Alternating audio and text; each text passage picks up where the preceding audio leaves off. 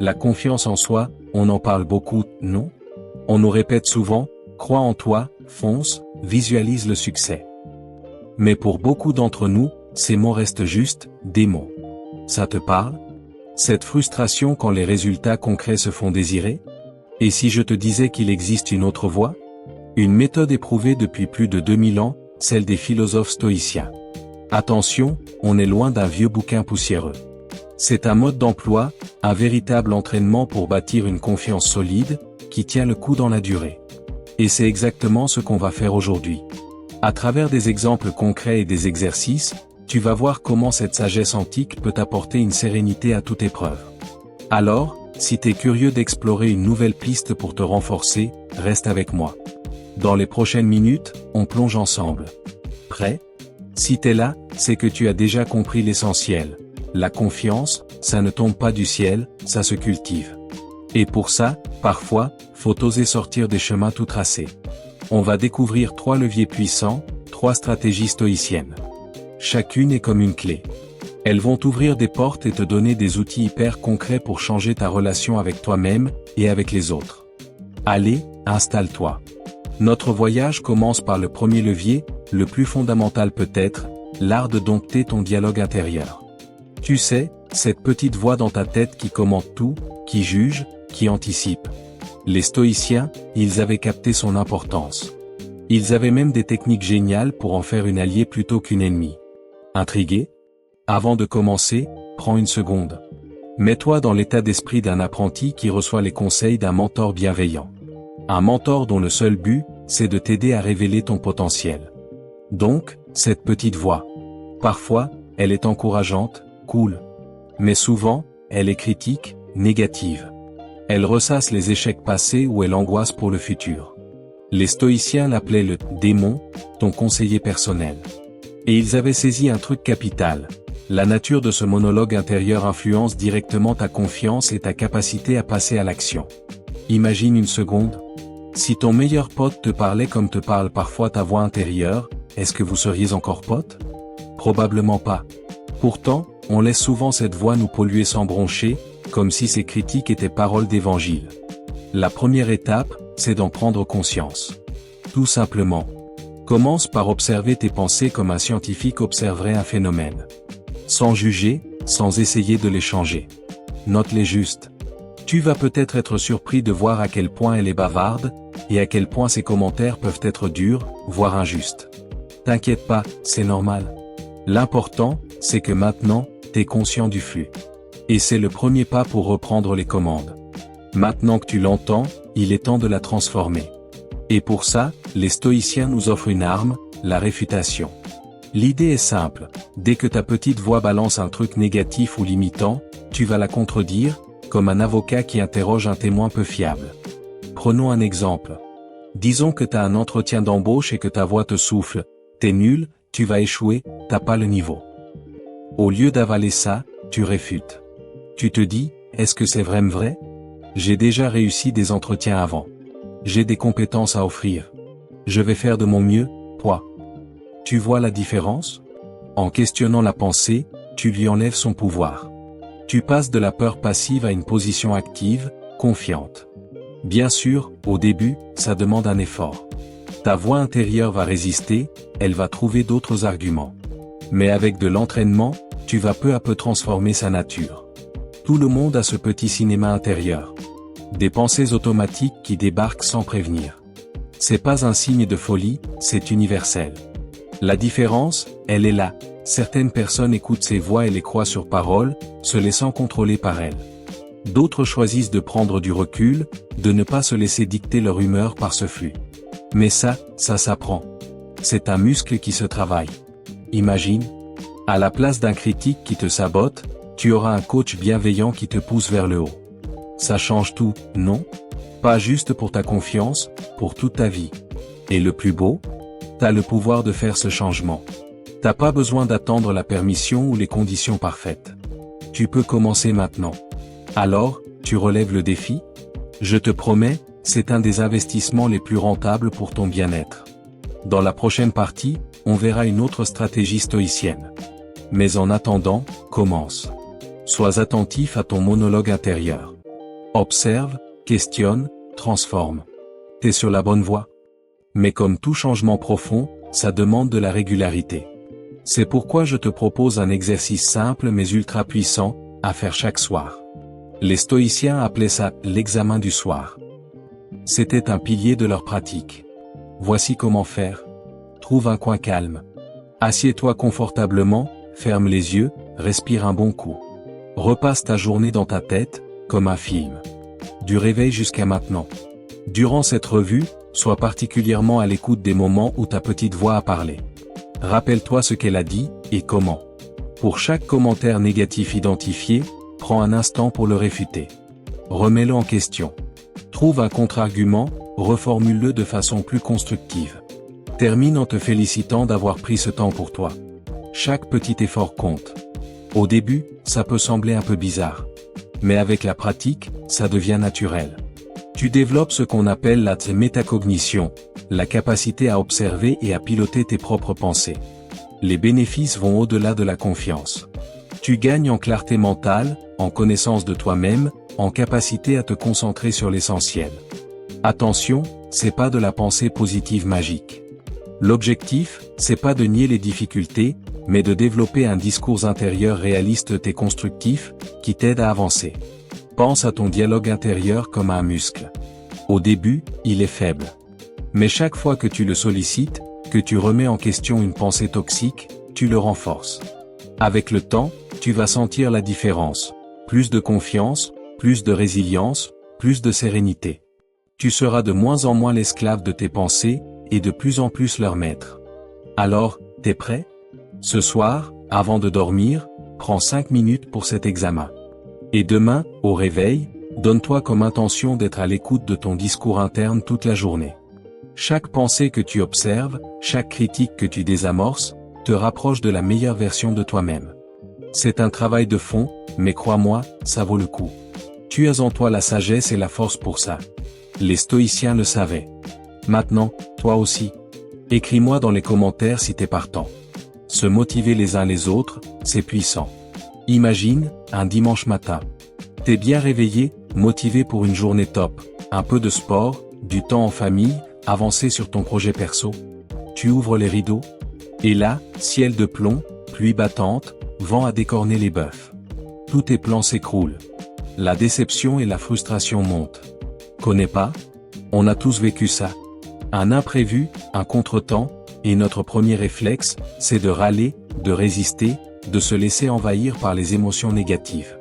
Mais les stoïciens nous invitent sur un autre chemin. Pour eux, chaque obstacle est une invitation à exercer deux super-pouvoirs, l'adaptabilité et la créativité. Revenons à notre dimanche flingué. Un stoïcien, face à la météo pourrie, il perdrait pas son temps à maudire le ciel. Il se poserait une question toute simple, mais révolutionnaire. Compte tenu de ces circonstances, comment je peux tirer le meilleur parti de cette journée? Et hop, la magie opère. La séance de jogging devient une session de yoga à la maison. Le pique-nique se transforme en après-midi jeu de société avec un chocolat chaud. Le temps libéré permet de bosser sur ce projet qui traînait. Tu vois le changement? En étant adaptable et créatif, l'obstacle se transforme en opportunité. Pas parce que la situation a changé, mais parce que ton regard sur elle a changé. Et c'est là le cœur de ce deuxième conseil, cultiver la flexibilité mentale et émotionnelle pour naviguer sereinement dans les aléas de la vie. C'est une compétence. Un muscle qui se travaille. Quand tu fais face à un stress, ton corps active le mode « lutte ou fuite ». À court terme, ça peut t'aider. Mais si tu restes en alerte permanente, ça use. Ça peut mener au burn-out, à l'anxiété. Apprendre à gérer cette réponse par la flexibilité, c'est vital. Au lieu de réagir à chaud, tu prends une seconde. Tu évalues calmement. Tu choisis ta réponse. Ça réduit le stress et te fait aborder les choses avec plus de recul. Au début, c'est pas naturel. On est tellement accroché à nos plans que lâcher prise peut faire peur. Mais avec de l'entraînement, tu découvres une nouvelle liberté, une nouvelle puissance. Parce que quand tu cultives l'adaptabilité, tu deviens le capitaine de ta vie, plus la victime des circonstances. Ta confiance ne dépend plus de la perfection de ton planning, mais de ta capacité à faire face à n'importe quoi avec calme et créativité. Et cette flexibilité, elle profite à tout, Tu deviens plus ouvert aux opportunités, plus inventif pour résoudre les problèmes, plus solide face aux tempêtes. Alors, la prochaine fois qu'un imprévu te tombe dessus, souviens-toi. Respire un grand coup. Et demande-toi, comment je peux m'adapter? Quelle opportunité se cache là? C'est le début d'une nouvelle relation avec la vie. Une relation basée sur la confiance en tes propres ressources. Dans la dernière partie, on verra le troisième et dernier conseil, celui qui va tout lier. Le secret d'une confiance vraiment inébranlable. On vient de voir comment les contrariétés peuvent devenir des chances si on les aborde avec souplesse. Mais il y a une autre dimension, qui touche à notre relation aux autres. Quand on fait face à un obstacle causé par quelqu'un, notre réflexe, c'est de focaliser sur notre inconfort, notre irritation. On voit la situation uniquement par notre petit prisme. Les stoïciens nous invitent à élargir le champ, à considérer le tableau complet. Exemple, tu fais la queue, et la personne devant toi est lente, désagréable. Facile de s'énerver, de ruminer sur ce temps perdu. Mais un stoïcien te proposerait une autre question, qu'est-ce qu'elle vit, cette personne, en ce moment? Peut-être qu'elle vient de recevoir une mauvaise nouvelle. Peut-être qu'elle a une douleur chronique. Peut-être qu'elle est juste dépassée. En élargissant ta perspective, tu passes d'une vision centrée sur toi à une vision empathique, compatissante. Et là réside la vraie puissance de ce conseil. En apprenant à voir au-delà de l'obstacle immédiat, tu ne développes pas que ta résilience à toi, tu cultives ton humanité. Ta capacité à te connecter aux autres avec bienveillance. Apprendre à rester calme et réfléchi face à des comportements difficiles, ça change tout. Ça améliore tes relations, ça désamorce les conflits. Comprendre que chacun porte son fardeau nous rend plus patients, plus tolérants. Ne pas développer cette capacité, ça coûte cher en stress et en énergie. L'apprendre, c'est se préserver et ouvrir la voie à des relations plus apaisées. C'est précieux dans ta vie perso, mais aussi pro. Imagine un collègue irritable ou un client mécontent. Si ton premier réflexe, c'est de chercher à comprendre au lieu de juger, la communication devient tout de suite plus fluide. Et c'est ça, la clé d'une confiance solide. Savoir que tu peux gérer les défis relationnels avec empathie et sang-froid. Tu deviens inébranlable. Alors, ta mission pour les jours à venir, chaque fois qu'une contrariété implique une autre personne, prends une seconde. Élargis ton champ de vision. Demande-toi, qu'est-ce qu'elle peut bien vivre? Efforce-toi de te mettre à sa place, ne serait-ce qu'un instant. C'est un exercice qui peut être difficile, surtout quand les émotions sont fortes. Mais avec l'habitude, ça devient naturel. Et tu verras comme ça transforme tes interactions, désamorce les tensions, crée du lien. Car au final, la vraie confiance, elle est peut-être là, dans cette capacité à naviguer dans la vie avec sagesse, empathie et humanité. Et voilà, on arrive au troisième et dernier conseil stoïcien. Le plus puissant, je crois. Si t'es encore là à m'écouter, merci. Ça montre que t'es vraiment en chemin, assoiffé de cette sagesse qui peut tout changer. Mais avant de te le révéler, laisse-moi te dire un truc. Créer ce contenu pour la chaîne Force Stoïque, c'est une vraie passion. On le fait avec le cœur, parce qu'on croit dur comme fer au pouvoir de ses idées. Si cette vidéo t'a apporté ne serait-ce qu'un petit déclic, un peu de lumière, alors tu peux nous aider à continuer. Un simple like, un commentaire sincère, un abonnement à la chaîne, ça change tout pour nous. Ça nous donne l'énergie de creuser et de partager cette sagesse avec le plus grand nombre. Ton soutien, c'est vital. Merci d'avance. Mais revenons à notre sujet. Le conseil stoïcien ultime pour une confiance inébranlable. Le voici, l'action vertueuse. Pour les stoïciens, le sens de la vie, c'est de vivre selon la vertu. De cultiver l'excellence de son caractère par ses choix quotidiens. C'est le chemin vers une estime de soi réelle et durable. Concrètement, ça veut dire quoi? Incarner des qualités comme le courage face à l'épreuve, la modération dans les plaisirs, la justice dans tes relations, la sagesse dans tes décisions. C'est choisir, en toutes circonstances, l'action la plus juste, la plus intègre. Pas pour une récompense, ni pour l'image, mais parce que c'est la bonne chose à faire. Et le plus beau? Cette philosophie est à la portée de tous, tout le temps. Pas besoin d'occasion exceptionnelle. C'est dans le quotidien que ça se joue. Dire la vérité quand un mensonge serait plus facile. Affronter une peur plutôt que de la contourner. Aider généreusement sans rien attendre en retour. Chaque choix vertueux, aussi petit soit-il, te sculpte. Te rapproche de ta meilleure version. C'est de L accent grave que jaillit une confiance authentique. De la certitude de devenir, jour après jour, une personne dont tu peux être fier. Quelqu'un qui incarne ses valeurs et agit en accord avec elles. Évidemment, c'est pas un chemin de facile. Le doute, la tentation de prendre la pente douce, seront là. Mais c'est là que les 2 premiers conseils prennent tout leur sens. Ta capacité à maîtriser ton dialogue intérieur t'aidera à rester droit dans tes bottes quand la motivation flanche. Ton adaptabilité te fera voir chaque défi comme une chance de prouver ton intégrité.